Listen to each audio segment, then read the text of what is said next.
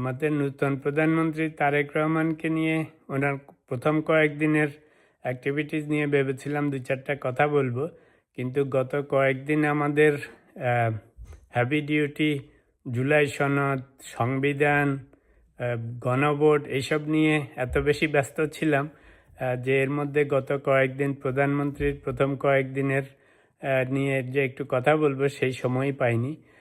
প্রথম থেকে আমাদের নূতন প্রধানমন্ত্রীর কার্যকলাপ দেখে খুবই ভালো লাগতেছে। কয়েকটা জিনিস উল্লেখ না করলেই নয়। অতীতে আমরা দেখেছি সব নেতা নেত্রীদের একটা জিনিস ছিল যে পিছনে ওনাদের পূর্বসূরি বড় বড় নেতাদের ছবি টাঙিয়ে রাখা, বঙ্গবন্ধু, জিয়াউর রহমান, এটা সেটা, মানে এটা ছিল একটা রুসুম। তা আমি একটা ভিডিওতে একবার বলেছিলাম যে যদি কাউকে নষ্ট করতে হয় তাহলে তার সম্বন্ধে বেশি সুনাম করেন কিংবা তার ছবি বেশি প্রচার করেন, তাহলে দেখবেন অল্প দিনেই ওই বেচারার সুনামও নষ্ট হয়ে যাবে। সেটা করে বঙ্গবন্ধুকে হাসিনারা নষ্ট করেছে, জিয়াউর রহমানদেরকে বা অন্যান্য বড় বড় নেতাদের ছবি টাঙিয়ে নষ্ট করেছে। তো যাই হোক, আমাদের নূতন প্রধানমন্ত্রী মাশাল্লাহ এই জিনিসটা থেকে বিরত থেকেছেন। এখন দেখা যাচ্ছে যে ওনার সব অফিসগুলিতে খালেদারও ছবি নেই, জিয়াউর রহমানের ছবি নেই, ইনস্টেড খুব সুন্দর লা ইলাহা ইল্লাল্লাহু মুহাম্মদুর রাসূলুল্লাহ লাগিয়ে রেখেছেন, দেখতে খুবই ভালো লাগে। কিছু দোষ গুণ হয় সেটা তারেক রহমানের হবে, এটা একটা জিনিস খুবই ভালো লেগেছে। আরও কয়েকটা জিনিস খুব ভালো লেগেছে, আসলে অনেক ভালো কাজই উনি করতেছেন শুরুর দিকে, খুবই ভালো বাংলাদেশের জন্য, বাংলাদেশের মানুষের জন্য।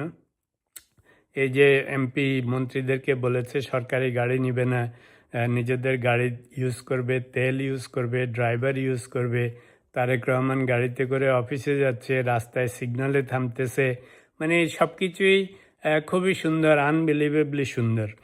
তা এখন এই যে এত সুন্দর জিনিস শুরু করেছেন শুরুর থেকে এই কয়েকদিনে, অনেক অন্যান্য সব জিনিস তো আপনারা সবাই জানেন, তবে আমার একটা মেসেজ হচ্ছে এনসিপি, জামাত, শিবির, ইভেন আওয়ামী লীগ যারা চুপচাপ আছেন সবার কাছে একটাই আহ্বান, সেটা হচ্ছে যে এই যে যত জুলাই বিদ্রোহ থেকে শুরু করে বা যত কিছু করেছেন সব কিছু করেছেন কিন্তু দেশে গণতন্ত্রের জন্য, শান্তির জন্য, শান্তিপূর্ণভাবে বসবাসের জন্য, রাইট?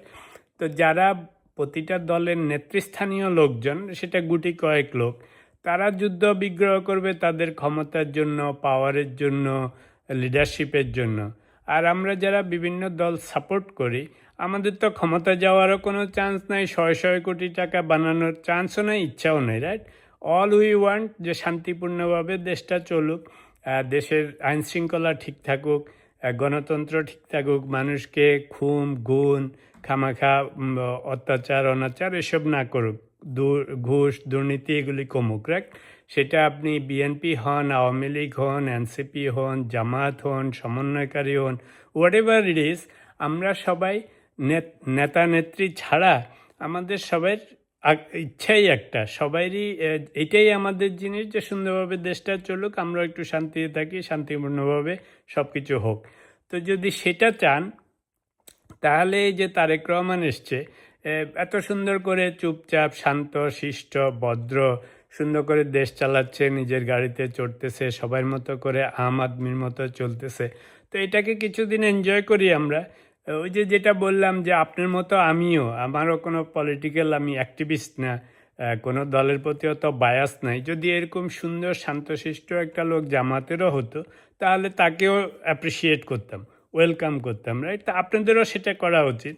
এখন দেখেন গত 16 বছর 17 বছর হাসিনার আমলে কত কষ্টে ছিলেন আপনারাই, সাধারণ মানুষজনও কষ্টে ছিলেন, কিছু কথা বলা যেত না, কিছু করা যেত না, কখন কোত্থেকে তুলে নিয়ে যাবে সেটা গেছে। তারপরে গত 16-17 মাসে জুলাই বিপ্লবের পরেও ইন্টারিম গভর্নমেন্টের লোকজন প্লাস এই সমন্বয়কারীদের নামে সবাই কীরকম সবসময় দাঙ্গা হাঙ্গামা, চিল্লা চিল্লি, ধমকা ধমকি, মানে কি একটা অরাজকতা। তা সেটা তো আপনারা কেউ চান না, আমরাও কেউ চাই না, যারা আমরা সাধারণ পপুলেশন, আম আদমি, আমরা কেউই মানে বিশৃঙ্খলা চাই না।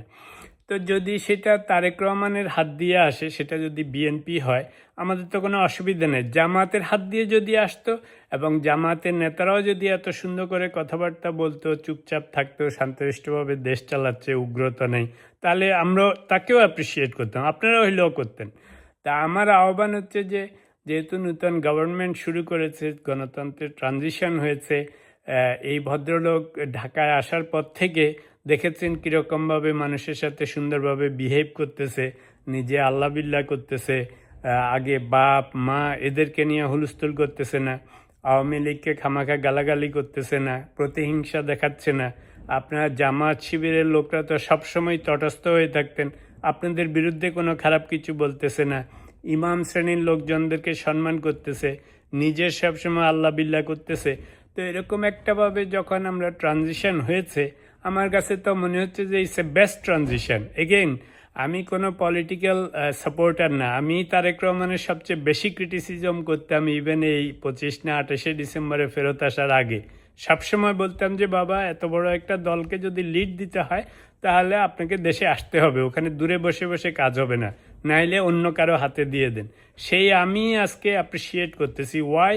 যদি দেখতাম যে তারেক রহমানও ওই যে সার্জিসদের মতো, নাসির উদ্দিনদের মতো কিংবা অন্যান্যগুলির মতো এরকম গলাবাজি করতেছে, তাহলে আই ডোন্ট সাপোর্ট হিম নাও। তো সেই জন্য বলছি, অন্তত কিছুদিনের জন্য, সেটা আপনার জামাত হন, শিবির হন, বিএনপি হন, আওয়ামী লীগ হন, চলেন আমরা সবাই মিলে, নেতা নেত্রীদের কথা বাদ দেন, এরা নিজেদের স্বার্থে সব করতেছে, কিন্তু আমরা যারা আম আদমি সাপোর্ট করি বিভিন্ন দল, দ্যাটস ফাইন, কিন্তু আমরা চাই যে দেশ শান্তিপূর্ণভাবে চলুক, কেমন না? তো সেটা যদি চাই, তো এই ভদ্রলোক তো শান্তিপূর্ণভাবে শুরু করেছে, লেটস ওয়েট অ্যান্ড সি। যদি এই সমস্ত যে সুন্দর সুন্দর কাজ এখন করতেছে, দেখাচ্ছে, যা যা বলেছে সেগুলি করার জন্য চেষ্টা করতেছে, দেখেন প্রতিদিন অফিসে চলে যাচ্ছে, সবার আগে চলে যাচ্ছে, তো এই সমস্ত জিনিস যদি সত্যি সত্যিভাবে করে এবং নিজের মন্ত্রী মিনিস্টার এমপিদেরকে লাইনে রাখে, চেষ্টা করে, কারণ আমাদের দেশ তো অত সোজা না, যদি সব এরকম সুন্দরভাবে চলে তাহলে let's support him for now, তাই না? তারপরে যদি পরে আমরা দেখি যে না, এখন স্যাম্পল দেখাচ্ছে, পরে সে চেঞ্জ হয়ে যাচ্ছে, দেখবেন যে এই আমাকে আপনারা যারা ফলো করেন, আপনারা দেখবেন যে আমি প্রথম সবচাইতে বেশি ক্রিটিসাইজ করব, কারণ আমাদের তো কোনো স্বার্থ নাই, আমরা আপনারা যারা সাধারণ সাপোর্টার, সে যেই দলেরই হয়, আমাদের কাজ হচ্ছে, আমাদের আশা এক্সপেকটেশন হচ্ছে দেশটা যেন শান্তিপূর্ণভাবে চলে, মানুষজন শান্তিতে থাকে, ঘুষ দুর্নীতি কম হয়, জীবনযাত্রা ভালো হয়।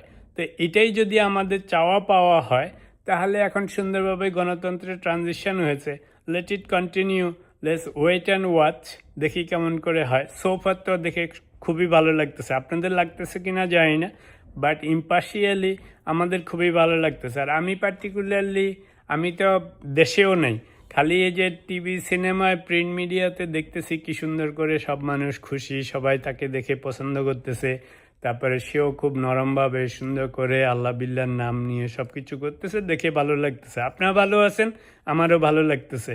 যদি একসময় দেখি যে না, তারেক জিয়াও আস্তে আস্তে চেঞ্জ হয়ে যাচ্ছে, তখন আমরা সবাই মিলে আবার ক্রিটিসাইজ করবো, রাইট? তা আপনাদের এনসিপির কিংবা সমন্বয়কারী যারা এখনও উগ্রভাবে খালি নানা রকম কথা বলে সমাজে সমস্যা সৃষ্টি করার চেষ্টা করতেছে, এদেরকে বরং রুখে দাঁড়ান। বিকজ আমরা বহু গলাবাজি শুনেছি, গত 18 বছর ধরে শুনেছি, 15-16 বছর হাসিনাদের শুনেছি, এখন গত 1-1.5 বছরে এদের কথাবার্তা শুনেছি। আমরা এখন আর এসব গলাবাজি চাই না, রাইট? আমরা যারা শান্তিপ্রিয় মানুষজন, আমরা চাই যে শান্তিপূর্ণভাবে দেশ চলুক, শান্তিপূর্ণভাবে প্রধানমন্ত্রী সুন্দরভাবে দেশ চালাক। এখন পর্যন্ত যা যা দেখতে পাচ্ছি খুবই ভালো লাগতেছে, আশা করি আপনাদেরও ভালো লাগতেছে। দল মত নির্বিশেষে আপাতত এই সৌন্দর্যটা ভোগ করেন। আপনারা জামাত শিবিরও আপনারাও অতীতে অনেক কষ্টের মধ্যে গেছেন, এখনই খামাখা আবার গোলমাল পাকাবেন না, কারণ গোলমাল পাকাইলেই যেহেতু তারা সরকারে আছে আপনাদেরকেও অনেক অশান্তি দিবে। তার থেকে মিলেমিশে থাকেন সুন্দর করে, গণতন্ত্রের নিয়মই হচ্ছে যে জিতবে সে দেশ চালাবে। তো anyways, so far I am very very happy, but will keep an I on. যদি গোলমাল দেখতে থাকি তখন আমরা সবাই মিলে আবার সেগুলির ক্রিটিসাইজ করব।